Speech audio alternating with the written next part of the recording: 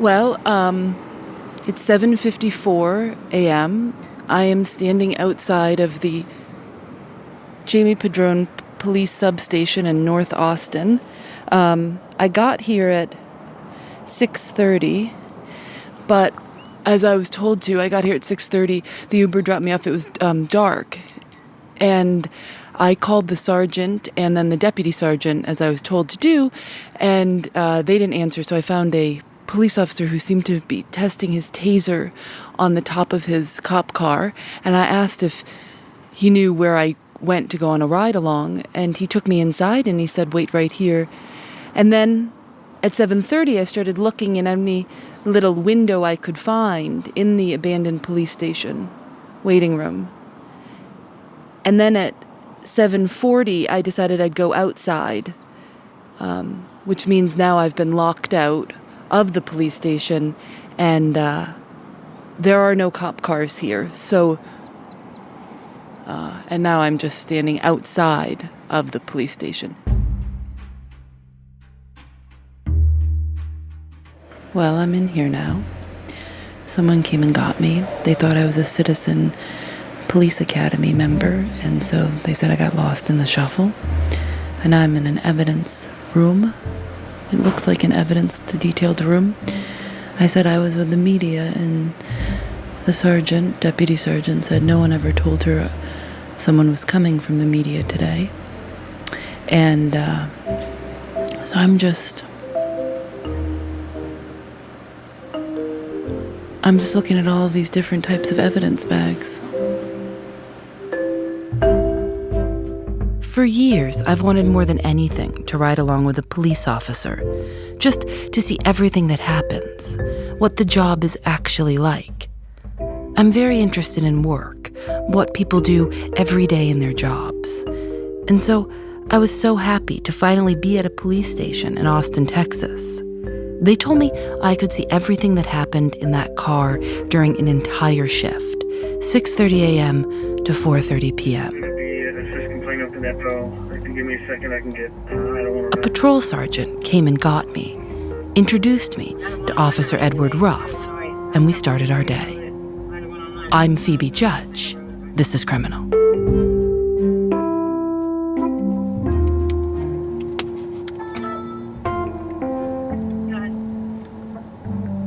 Do you think that many police officers are wary of speaking with reporters and press? Yes. Why?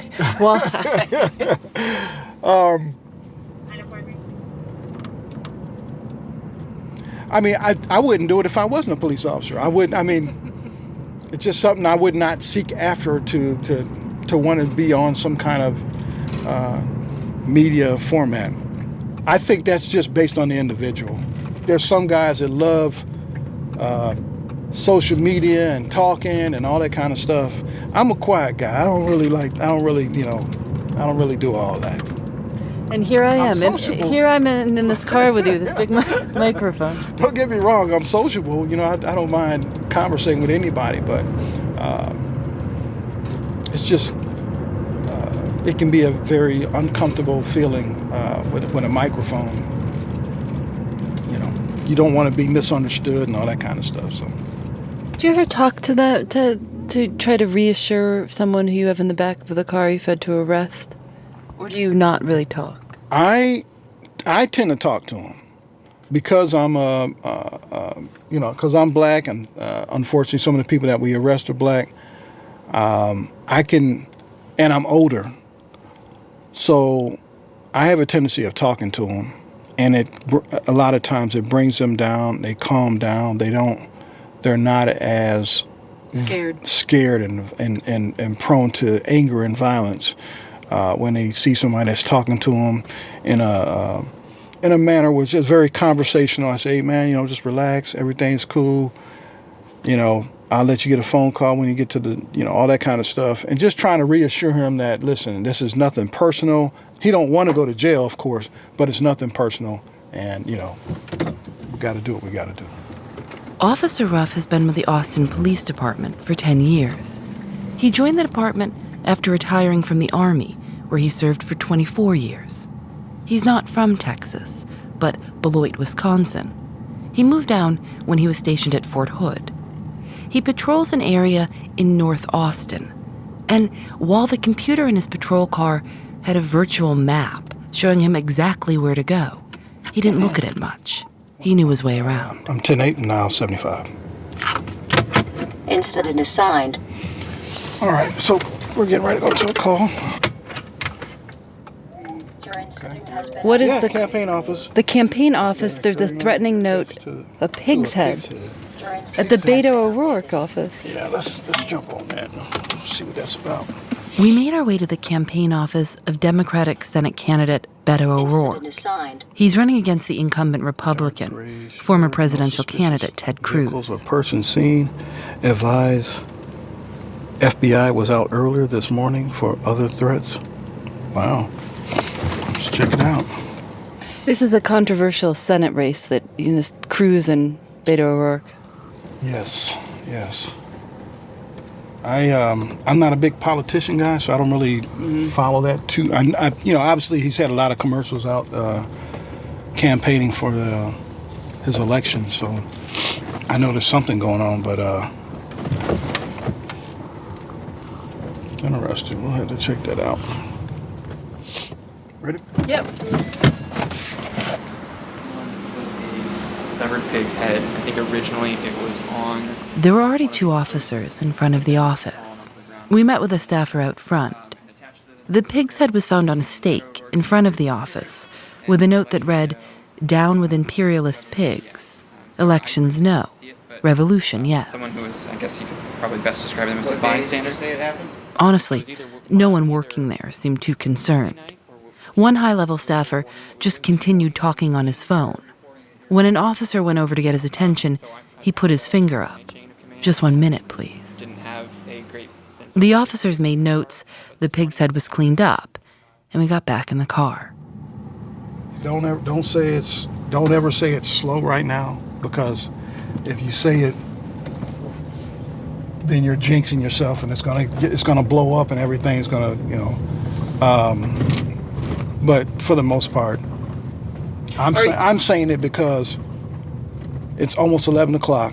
People are going to start waking up, all that kind of stuff. So that's why I'm saying that. Are you a superstitious cop? No, not.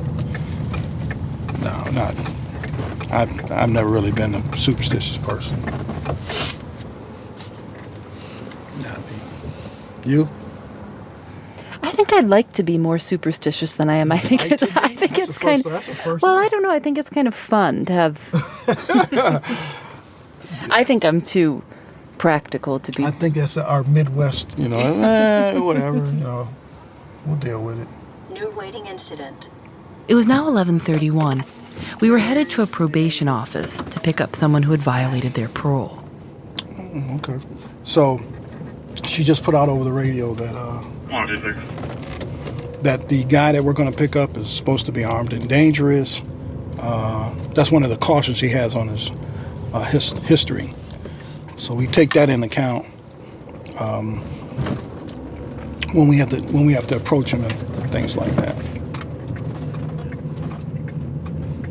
I'm clear. I'm just got the light. I'm heading northbound on camera from 183.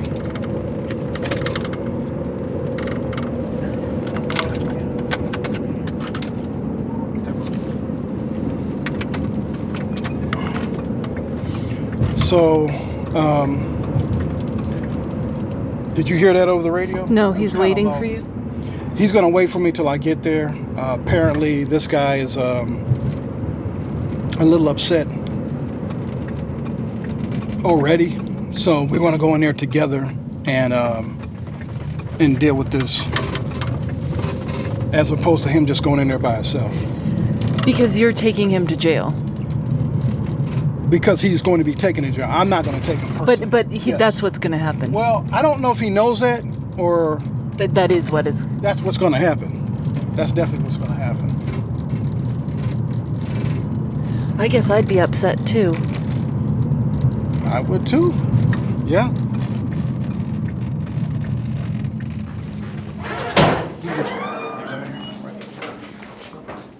Oh, we can come in. She's with us. And you ready to go ahead and detain him? She's bringing him in. He doesn't, not to see us, and then he's gonna be in a room, and we'll go get him. She's gonna bring him in here? No, in another room, and we'll go in the other room and just scoop him up, put him in cuffs. Yeah, that's the best way to do it. Yeah, just go behind him and let's go. each grab an arm and just. Yep. Let's do it.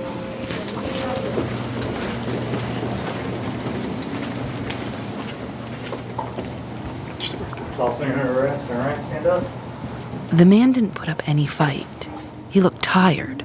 He was a tiny, skinny man, maybe in his 60s, with a baseball hat on. He was put into the other officer's car. They checked to make sure his handcuffs didn't hurt him. He asked us to tell his friend waiting for him in the parking lot that he wouldn't need a ride home. Oh, sorry. Next, at 12:17, someone called about a naked man who was yelling. Typically, when somebody takes off their clothes, Your incident has been that could updated. indicate that somebody is on Your PCP, incident has been updated. because their body gets hot and they tend to strip off their clothes, and it's a very that's a very serious situation, because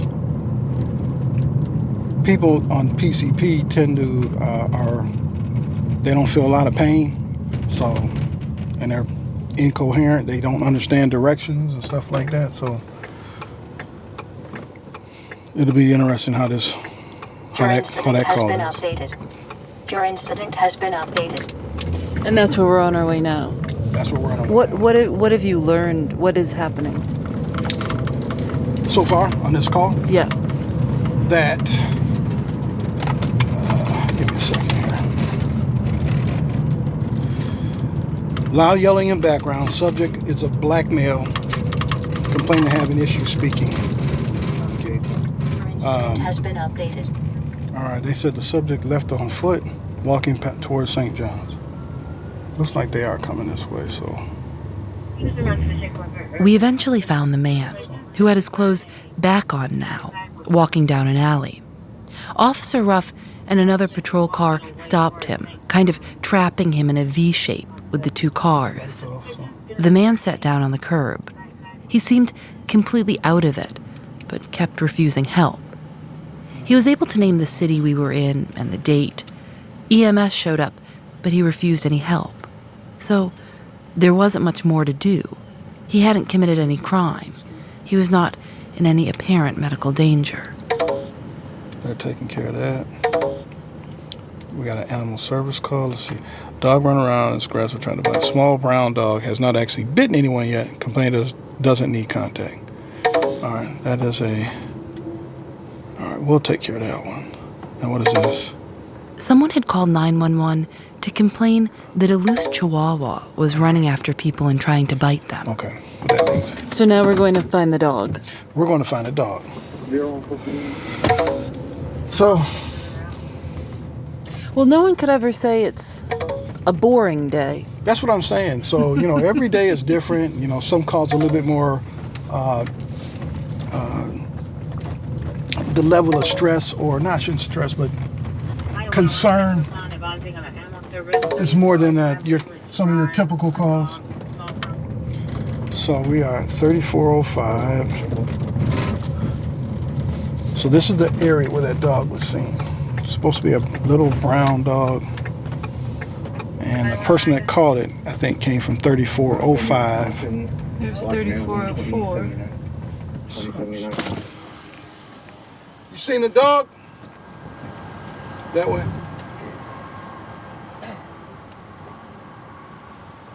What kind of dog, man? Huh? What kind of dog? I didn't hear that. What kind of dog? It's a small little chihuahua. He's laying down over there. He's laying down? Huh? He's laying down? Yeah. They used to belong to the neighbors that lived over here, Uh-huh. but they left, and Okay. they left him there. And we feed him, and... Will he let you put a leash on him? Yeah. I'm going to give you a leash, and then you do it for me, because he's not used to me, all right? Go ahead. 1074, DO supposed to be clear and current, supposed to be a payment. Chihuahua doesn't seem that scary. Jeez, them the worst ones sometimes. Really? This one seems pretty calm. Oh, yeah. So what I'm going to do is I'm going to code 4, which lets everybody know I'm good. So if you can push that green button for me. This one. Yep, there you go. And then I'm going to call animal control to come out to our location, and they will come pick up the dog. Officer Ruff put the Chihuahua in the back seat, and we waited for animal control. It took 30 minutes. Once you're assigned to a call, you have to stay, no matter how long it takes. I mean, I guess there's no way you'd respond to another incident right now with a dog. No, we're out of pocket. Commission. Yep. Get the dog secured. Can you start animal control?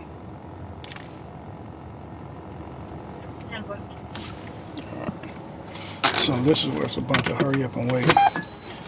We sat there and talked about Wisconsin, where his family still lives, and his children. They kept texting throughout the day, group chats about dinner tonight and job applications and football games. He didn't answer most of them, but I would see them come in while he was typing on his computer or on the radio. By this point, it was 1 o'clock, and I was starving, but I certainly wasn't going to say anything. Finally, an animal control officer showed up. Here, Bubba. Rolo, man. Give me your little one. You want to pick him up? And we'll scan around his body. The animal control officer was trying to figure out if the dog was microchipped One working. when the dog snapped. It would work, right? Ooh, that one. Okay, well. You need a dog? No, not after I said that. Just confirmed all my thoughts about. Wow, Oh my God! that was a quick little. Do I want? Woof. I don't know if I want a dog anymore. Boy, he scared the shit out of me. Yeah. All right. 14-year-old female is conscious and breathing. 14. Yeah, we're gonna go to that. See what's going on here. So let's clear this call. And then Incident assigned. 5908. So you just know that there's a 14-year-old who took pills. Yeah. Oh, sorry. That's okay.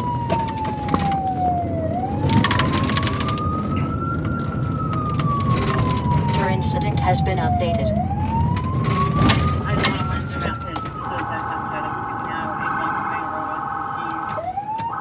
Why wouldn't they stop? Some of these, yeah, that's a good question. We weren't far from the middle school, and for the first time all day, Officer Ruff put on his lights and sirens. I'd always thought that when an officer is responding to any call, they have their lights on. That's not the case. It's actually a very strict procedure for when you use lights, when you use sirens. You can get in a lot of trouble for using them when you're not supposed to. Your incident has been updated. We were the first to show up. We parked in front of the main entrance. 100 kids were playing out in the yard, soccer, running around. I stayed in the car for this one. 35 minutes later, Officer Ruff came back out. He said the girl was going to be okay. She'd taken too many Tylenol, but he didn't think it was a suicide attempt. Her mother had arrived and would take her to the doctor. A lot of calls were starting to pile up that needed attention.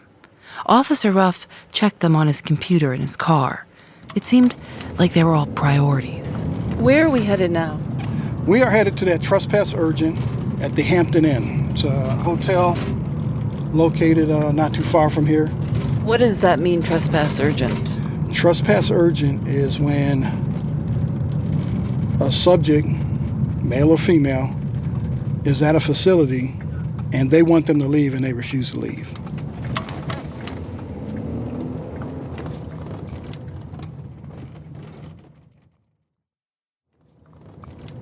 Do you think that people are scared of you, of police officers?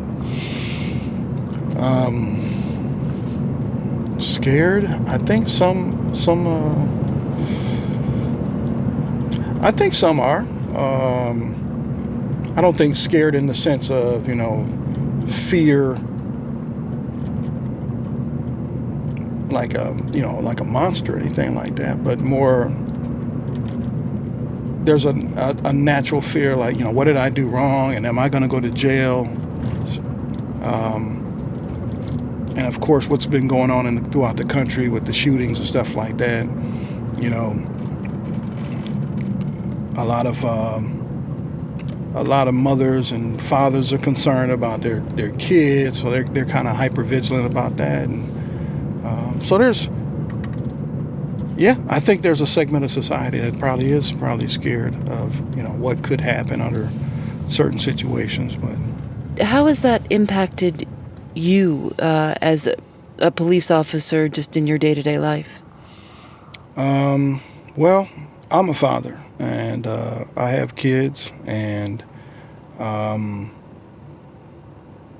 try to teach them what to do when encountered by a police officer, so that there's I think any parent,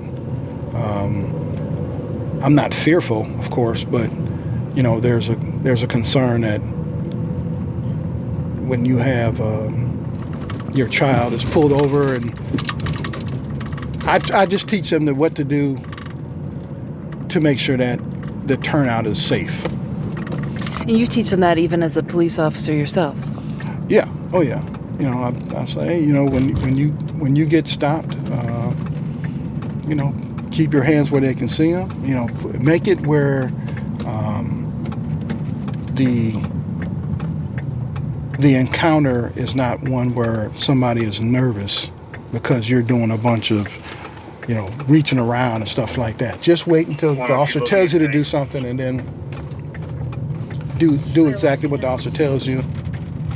Are you worried? Are you worried about it?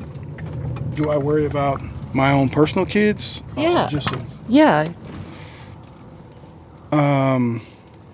I don't worry about it, but I address it. So no, I don't worry about it. I feel pretty secure that if they're encountered by the police, they know what to do. 2 cop cars is not what I want to see when I'm checking into my hotel with my family. I would agree with that. Can I bring this? Yes.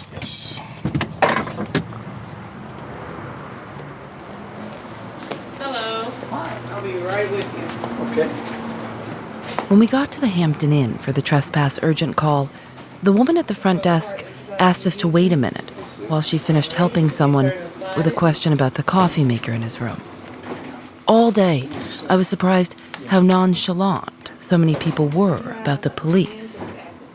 The hotel manager came out and told us that a homeless man was camping under the hotel sign. He said the man had been there for a while, that it wasn't his first time, and he wanted him to move on. I messed up my knee. I'm in pain. I already have a CTA. Because this particular man had been formally warned about trespassing on this property before, he was going to be arrested. So now this guy's on top of the front of the hood of the car, being searched. And before he goes to jail. He doesn't look very good.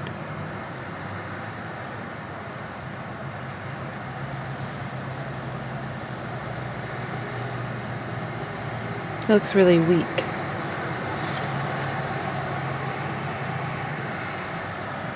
They're checking all of his pockets now. He has $6.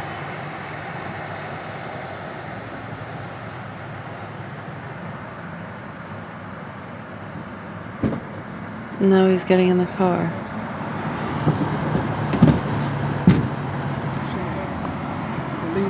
It was the first time all day that someone had been in the back seat of the car.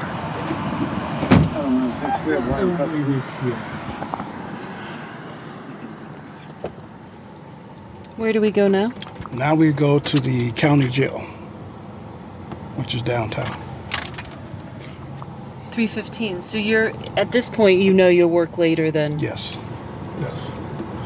It just comes with the job. Item 101. New waiting incident. 95, criminal trespass. En route to Travis County. And confirming the warrants for me. New message. Is there, so all people who've been arrested go to the county jail? Yep. Travis County Jail. I wasn't allowed to record or even bring my phone in. Officer Ruff even had to leave his phone and his gun and pepper spray in the car before he brought the man in.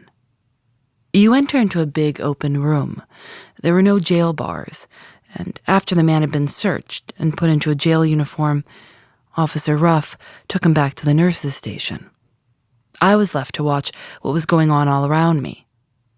Most of the people there seemed quiet.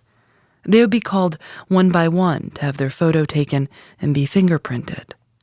There was a payphone in the middle of the room. It was cold, and a lot of people pulled their arms inside their uniforms to stay warm. A woman was brought in. She was yelling. I wasn't sure if she was drunk. She kept saying it was all a conspiracy. They kept her in handcuffs. Finally, Officer Ruff emerged with the man. He put his street clothes back on. I didn't know what was going on, or why the guy wasn't in his uniform anymore. Officer Ruff motioned to me that it was time to go. What happened? He, when he was assessed by the nurse, he had some lung problems, and so if the nurse feels that it's more than they can handle at the jail, then we'll send him to the hospital, let them check him out, and then he can come back after he's been seen by the hospital. So, what does that mean for you? That means the time that would have been spent here booking and the arrest review would be extended out, because now I had to transport him to the hospital from the wait while he's being seen, and then transport him back to the jail to get rebooked, seen by the nurse again, and then go to arrest review and all that. So it prolongs the time that this is going to take. So I couldn't bring my microphone into the hospital either. We parked in the ambulance bay and walked through the emergency room. The man's handcuffs were back on. His nose was running, but he couldn't wipe it because of the handcuffs. Officer Ruff helped him take his shirt off and put on the hospital gown. And then the three of us waited for the doctor. At 7 p.m., I left. I had to go back to North Carolina. I asked Officer Ruff how long he'd stay, and he said he didn't know, as long as it took. A lot of his work is waiting, and he's good at it. He's patient. In my 10 hours with him, we met a dozen people, and most of these people are not the ones you would see on the show Cops. This wasn't a violent or dramatic day. It was just a day.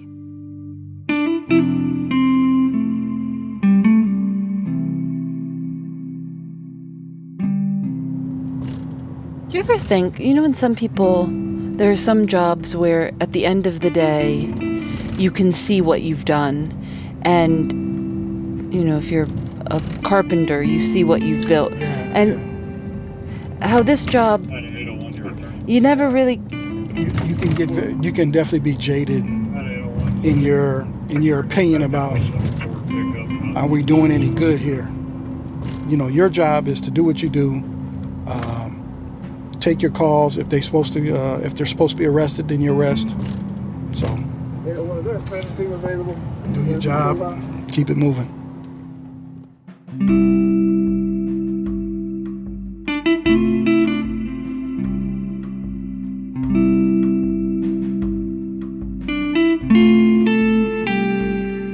Criminal is created by Lauren Spohr and me. Nadia Wilson is our senior producer. Teresa Katsourelis is our assistant producer. Audio mix by Rob Byers. Special thanks to Mary Helen Montgomery. Julian Alexander makes original illustrations for each episode of Criminal. You can see them at thisiscriminal.com. We're on Facebook and Twitter at Criminal Show. Criminal is recorded in the studios of North Carolina Public Radio, WUNC. We're a proud member of Radiotopia from PRX, a collection of the best podcasts around. I'm Phoebe Judge. This is Criminal.